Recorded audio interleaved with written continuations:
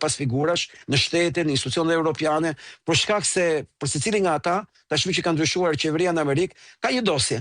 Siç ka pasur në përpara, por në përpara ishte në favor të tyre, për shkak se administrata Biden dhe gjithë elementet e tjera që ne i dim, ishin të gjithë në të njëjtën gjë. Dhe Trumpi nuk kishte pushtet në 4 vjeçarin e parë. Mogherini është një nga portekat e para që bie, po unë mund të siguroj që Mogherini në rastin e rënies saj po alarmon të gjithë establishmentin dhe unë nuk jam dakord që Kosi është Maja. Maja më e korruptuar e gjithë BE-s është vetë koka e BE-s, është von der Leyen. Dhe unë do doja që të ta kujtoj edhe faktin që von der Leyen është kapur në një korrupsion të papar me tendrat e vaksinave. Është kapur në një korrupsion të papar në BE, por ajo po përpiqet të mbrohet nëpërmjet fshehjes dhe fitimit të kohës, ku çdo gjë do varet nga vendosja e paqes në Ukrainë nga Trump dhe Putin. Në qoftë se kjo paqe do vendosej, ne do shohim një spektakël dosjesh korrupsioni në të gjithë bashkimin evropian, sepse ka arritur një pikë që s'mban më. Kriza që do prodhonte ndalimi i luftës në Bashkimin Evropian do ishte jashtëzakonshëm. Pasi janë zhytur kaq shumë në këtë luftë dhe duke u fshehur pas luftës, sa ata në momentin e parë që do binte lufta, qeveritë e tyre do ishin përballë opozitave shumë të fuqishme.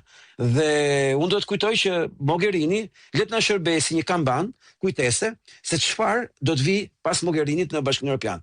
Ajo mund të arrestohet, mund të dalë në gjendje të lirë, nuk ka më asnjë rëndësi. Ajo nuk ka bërë ndonjë gjë të madhe në atë që është kapur. Ajo ka bërë gjëra shumë të mëdha që nuk është kapur. Por e gjithë BE-ja funksionon si mekanizmi i madh i historisë korrupsionit në historinë e botës, jo të Europës sotme.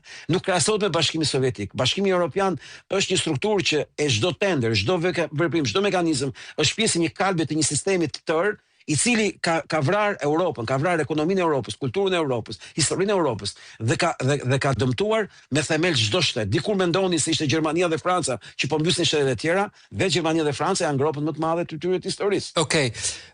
Vim natyrshëm në pyetjen për të cilën të kam thirrur në programin e sotëm.